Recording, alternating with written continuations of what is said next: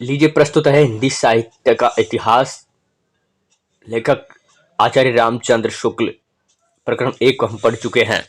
प्रकरण 2 अपभ्रंश काव्य। जब से प्राकृत बोलचाल की भाषा न रह गई है तब से अपभ्रंश साहित्य का आविर्भाव समझना चाहिए।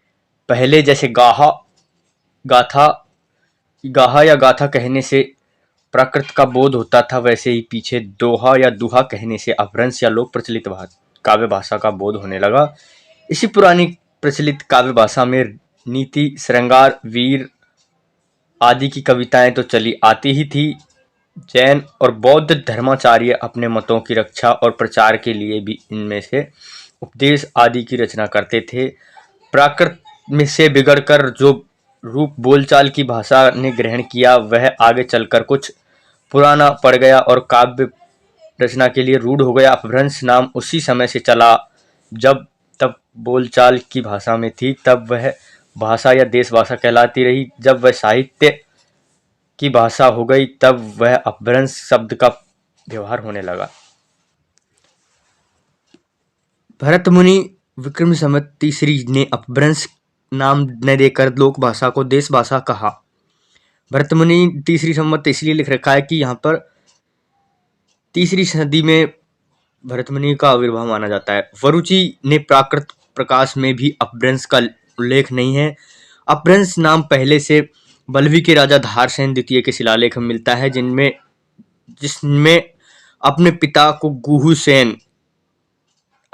गुहुसेन को संस्कृत, प्राकृत और अपभ्रंश तीनों का कवि कहा है। गुहुसेन का समय है 650 से पहले, यानी कि सन 650 विक्रमी संवत है ये। भामय का समय 7वीं सदी।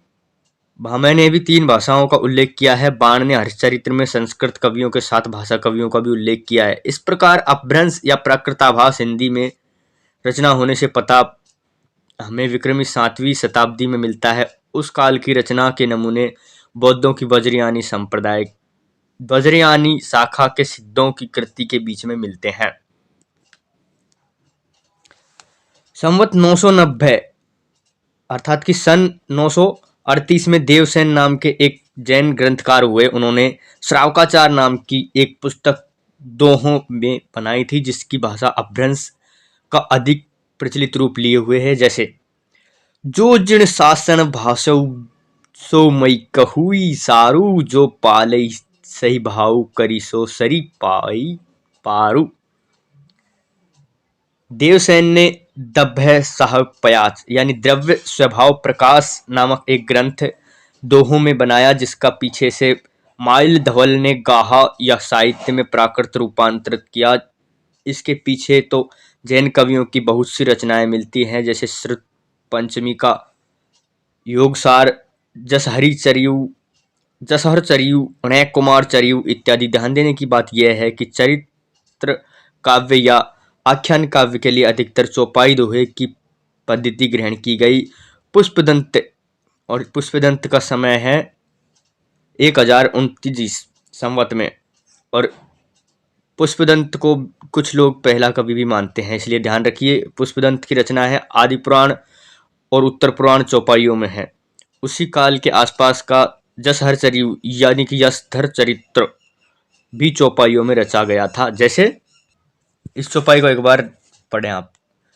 विणु धवलेण सहू की हल्लई, विणु जीवन देहु चल्लई, विणु जीवेणु मुक्क आवई, तुम्हारे सहू जी अपई आवई। चौपाई दोहे की परंपरा हम आगे चलकर सूफी कवियों की प्रेम कहानियों में, तुलसी के रामचरितमानस में, छत्र प्रकाश वज्रविलास, सबल सिंह चौहान के महाभारत इत्यादि अनेक आख्यान काव्यों में पाते हैं। लेकिन इन्होंने यहाँ दोहों की परंपरा में कई कवियों को छोड़ दिया है, जैसे कि कबीरदास जी आदि। बौद्ध धर्म विकृत होकर वज्रयान संप्रदाय के रूप में देश के पूर्वी भागों में बहुत दिनों से चला आ रहा है। इन बौद्ध तांत्रिकों के बीच में वामाचार अपनी चरम सीमा पर पहुंचा। ये बिहार से लेकर आसाम तक फैल गए और सिद्ध कहलाए। 84 सिद्ध इन्हीं में से हुए, जिनकी परंपरा स्मरण जनता को अब तक है। इन तांत्रिकों को योग मार्गी, अलौकिक शक्ति संपन्न समझते थे। ये सिद्धियां और विभूतियों के लिए प्रसिद्ध थे। राजशेखर ने कपूर मंजरी में भैरवानंद नाम के एक ऐसे ही सिद्ध योगी का समावेश किया है। इसी प्रकार जनता पर इन सिद्ध योगियों का प्रभाव विक्रमी शताब्दी 10वीं सदी से माना जा सकता है, जो मुसलमानों के आने पर पठानों के समय से कुछ न कुछ बना रहा। बिहार के नालंदा और विक्रमशिला नामक प्रसिद्ध विद्यापीठ इन्हीं के अड्डे थे। बख्तियार खिलजी ने इन दोनों स्थानों को उजाड़ा, तब से ये तितर बितर हो गए। बहुत से भोट आदि अन्य देशों में चले गए। भोट का मतलब है कि नेपाल, ठीक है, नेपाल को भोट कहा जाता था। अब बहुत ही महत्वपूर्ण जो है ये है 84 सिद्धों में से किसी का भी नाम पूछ लें आपसे तो 84 सिद्धों में ज़्यादातर के नाम यहाँ पर दिए हुए हैं। 84 सिद्धों के नाम आप एक बार काउंट कर लीजिएगा। लुहिपा, लीलापा, विरूपा, डोम्बिपा, सबरीपा, सरहापा, यह तो मुख्य है।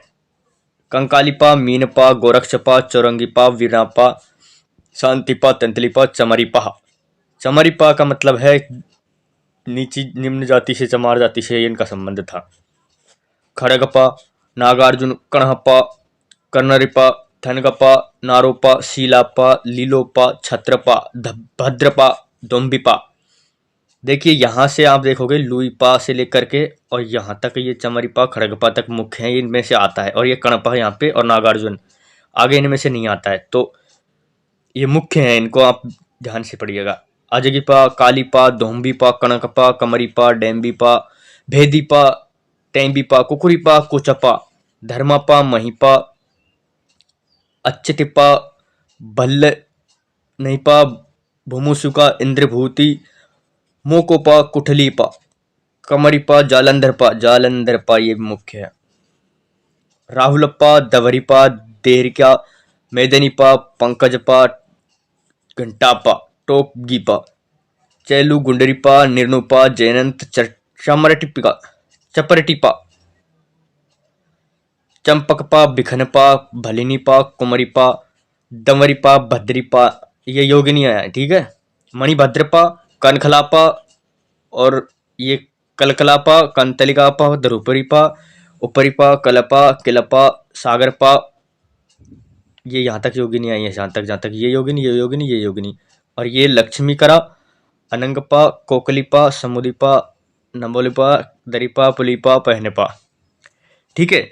तो अब ये पा शब्द जो लगा है, आगे आप सुनते सुनते परेशान हो गए होंगे कि पा क्या है आखिर में।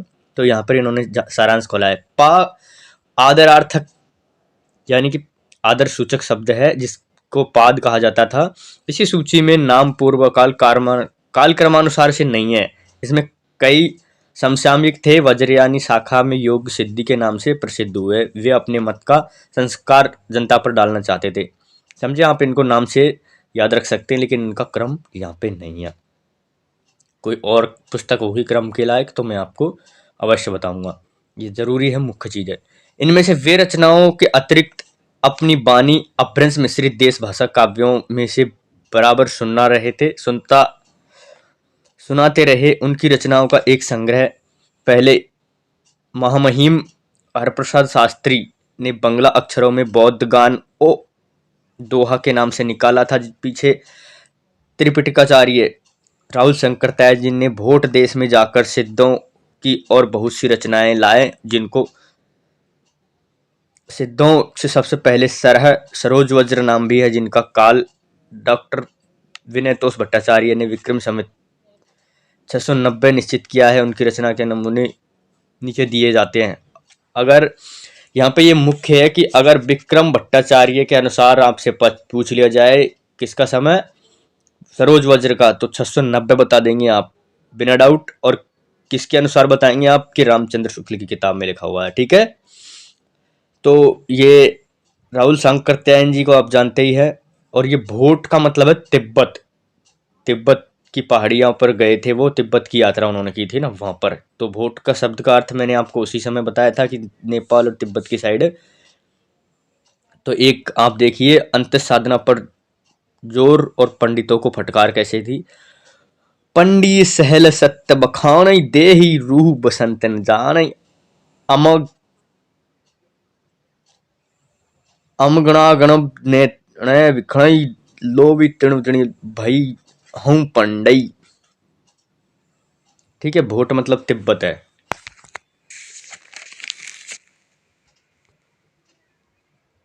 अब आप देखिए, ये यहां तक ही चला आ रहा है। यही मन पवन संचरई रवि शशि नाही प्रवेश तही बट चित बसाणु करु सर से करई उवेश घोर अघोर चमंद निज में अच्छो करई परम महासुख एणु कणई तिरु ऐसी हरई जीवन तई ते नौ जरई सो रामई होई गुरु असेहि विमल सो हरि पर धना कोई। कहने का मतलब ये है कि यहाँ पर इस मार्ग के बारे में दिया गया है कि ये मार्ग कैसा है।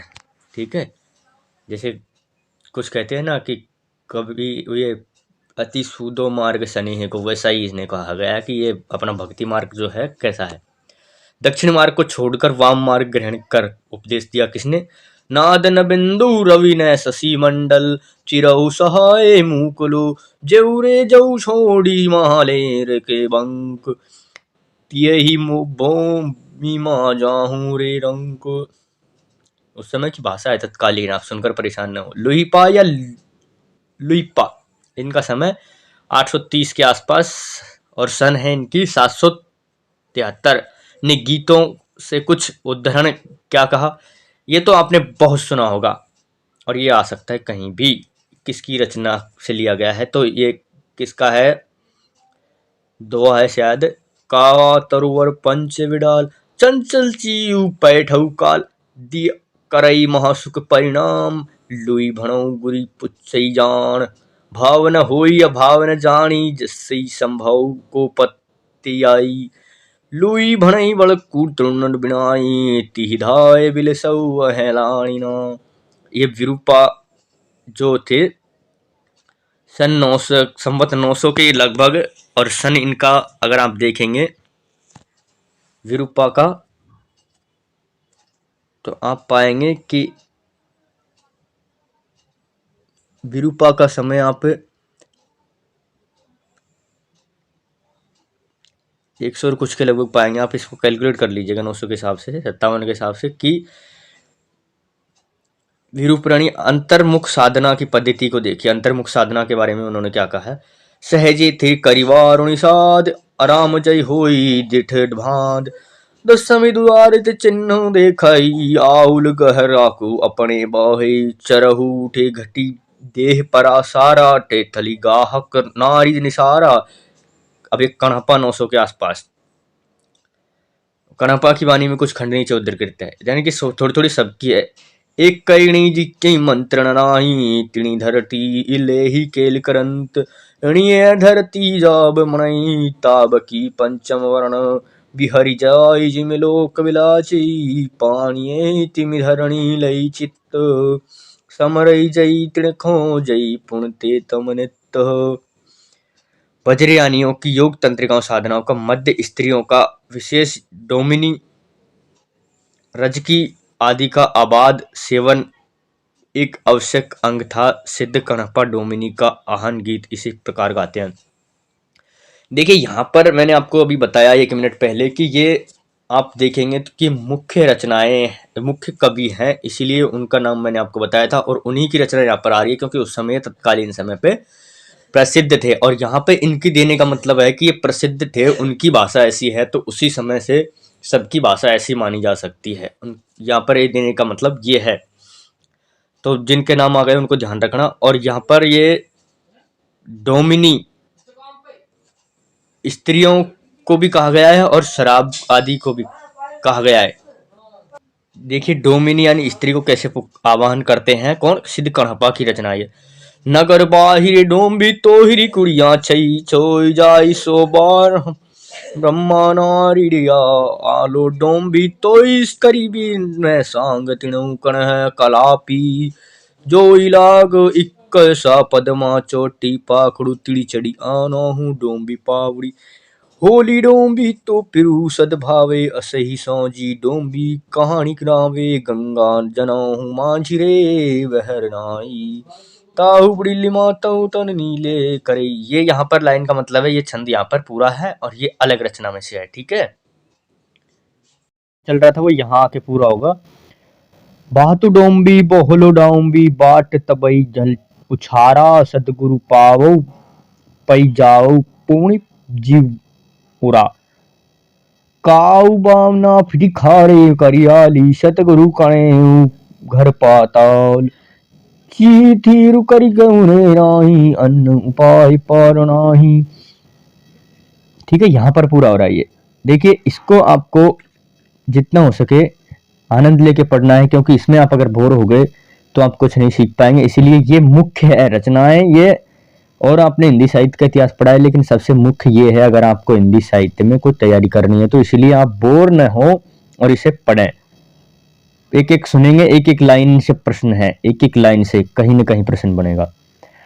कालिपा जोगिनियों से बचे रहने का उपदेश घर के सास नंद आदियां देती रहती थी, पर वे आकर्षित होती थी जैसे कृष्ण की और गोपियां। समझ रहे हैं आप? मतलब इन सारे लोगों से बचने का उपदेश तो लोग देते थे, लेकिन वो खुद भी इससे ग्रसित थे, जैसे कि घर की ननद सास आदि। राग दिस मोहिलाऊं छार परम भीख लवी मुक्की हार मारियु सास ननद गहरे साली मां मारिया कहन भलई कब्बाली। थोड़ा घट के भीतर का विहार देखिए, यानी कि मनुष्य के अंदर की बात वो क्या कहते हैं। नारी शक्ति दी धरई खदे अल्लाह डमरू बाज धीर बीर ना दे कान कपाली जोगी पठ्ठई चारे दे ही न रही विचारी अकारे। अब ये देखिएगा, इसी ढंग का कुकुरिपा, कुकुरिपा भी एक संत बताया ना मैंने, 900 के उपरांत, यानी कि 873 का बाद की बात है। ये गीत देखिए, धीरे धीरे सुधार आता जा रहा है, अब नई भाषा का रूप होता जा रहा है, आप देखिएगा। ससुरी नींद गेल वरऊ जागऊ काटने चोर निकाला गही मागो दिवसऊ पहुनी डाह डरी बहाओ रति भलई कामरू जाहा। रहस्य मार्गियों की सामान्य प्रकृति के अनुसार सिद्ध लोग अपनी वाणी को ऐसे पहेली के रूप में रखते थे जिसे बिरला ही सुलझा सकता है। सिद्ध तांतिम अटपरी वाणी सुनिए। इस बात का सारांश ये है कि ये सारी जो हमें दिख रही है ये इसलिए अटपटी लग रही है क्योंकि वो चला के ऐसी भाषा लिखते थे कि कोई समझ ना पाए, हर कोई समझ ना पाए। इसलिए इसको देखिए। बेंग संसार बाले जाऊ दूहिले दूध बेटे के समाओ बल बलद ब्याल गवाई बाजे पिट्टा दुही तनी ना सांजे जो सो बुद्धि सो धनी बुद्धि जो सो चोर साजई साथी निते निते पियालो सी जूही डेढ़ पाई गीत बिरले बुझी। बिरले बुझी मतलब बिरला ही सुलझा सकता है, बुझा मतलब सुलझाना। कहते हैं ना, बूझो तो जाने यानी सुलझाओ तो जाने, वो बात है। तो इनको अभी कभी आप अगर फुर्सत में सुनना चाहते हैं तो इनका अर्थ है मैं आपको समझाऊंगा एक एक का सबका।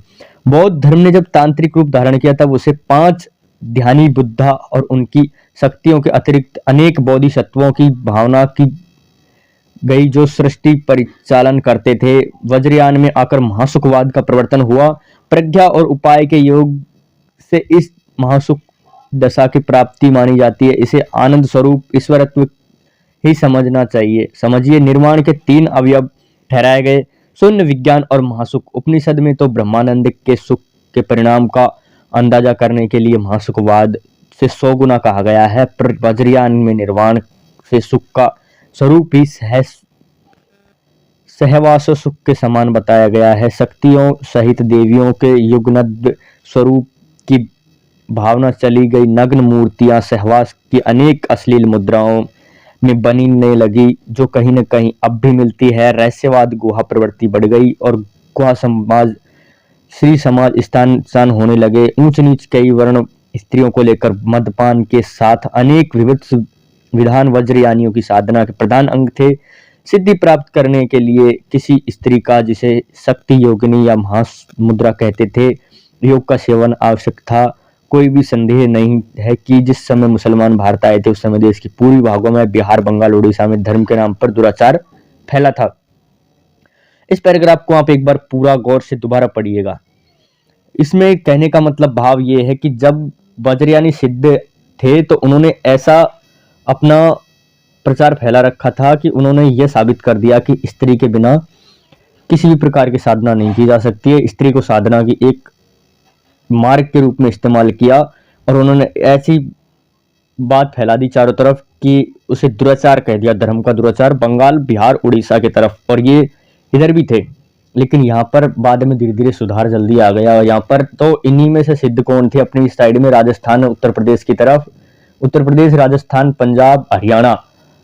तो ये जैसे अभी आप पढ़ेंगे गोरखनाथ इत्यादि को, तो गोरखनाथ भी इन्हीं परंपरा में थे। ठीक है, गोरखनाथ का थोड़ा काम और मार्ग अलग अलग है।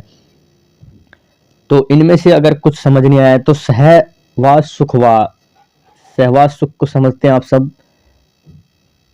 ठीक है, तो अगर आप इसे गौर से पढ़ेंगे तो आजकल का जो आप मंदिर कहीं पढ़ रहे हैं अश्लील मूर्तियों वगैरह का, तो उन्हीं का प्रभाव ये है। उस समय उन्होंने ऐसा कहा था, तो उसी के समय प्रचार फैल गया कि वो कोई बुरी बात नहीं है, अच्छी बात है खुले में करना ये काम, सारे सेक्स वगैरह, तो वो सही है इनके हिसाब से। यानी कि योगिनी को महामुद्रा कहते थे। ठीक है, ये महत्वपूर्ण बात है। योगिनी को महामुद्रा कौन लोग कहते थे और कहां पर लिखा गया, कभी ऐसा आ जाए। साधना का प्रधान अंग मानते थे। ऊंच नीच स्त्री, और बताइए वर्ण की व्यवस्था थी, लेकिन फिर भी वर्ण व्यवस्था के खिलाफ भी जाते थे ये लोग। इनका मतलब सबसे पहला प्रयास अगर वर्ण व्यवस्था खराब करने का माना जाए, आप वर्ण व्यवस्था के खिलाफ टक्कर मानी जाए, तो इन्हीं की है। इन्होंने वर्ण व्यवस्था के खिलाफ टक्कर दिया डायरेक्ट ही। इन्होंने स्त्रियों को, सब वर्ग की स्त्रियों को इस्तेमाल किया है, चाहे गलत काम के लिए किया हो, लेकिन किया है। तो इस पैराग्राफ को आप एक बार दोबारा पढ़ लीजिएगा। नेक्स्ट देखिए, रहस्यवादियों की सार्वभौमिक प्रवृत्ति के अनुसार ये सिद्ध लोग अपनी वाणियों की सांकेतिक यानी दूसरे अर्थ में भी बताया करते थे, जैसे का, तरुवर, पंच विडाल। अब देखिए वो मैंने बताया था ना बहुत मुख्य है, तो इसका देखिए सारांश। पंच विडाल मतलब बौद्ध शास्त्र के निरूपित 5 प्रतिबंध, आलस्य, हिंसा, काम, चिकित्सा और मोह। ध्यान देने की बात यह है कि विकारों की यही 5 संख्या निर्गुण धारा के संतों और हिंदी सूफी कवियों ने ली। हिंदू शास्त्र में विकारों की बंदी संख्या 6 है। गंगा जयु माझे बुद्धि ने नारी, इला पिंगला के बीच सुस्मिना नाड़ी के मार्ग को शून्य देश की ओर यात्रा। इसी से वे अपनी वाणियों की भाषा संध्या भाषा कहते थे। ठीक है, संध्या भाषा कहने का क्या अर्थ है कि वो संध्या की ओर, शून्य की ओर जाती थे मार्ग, हर देश में, हर वाणी में।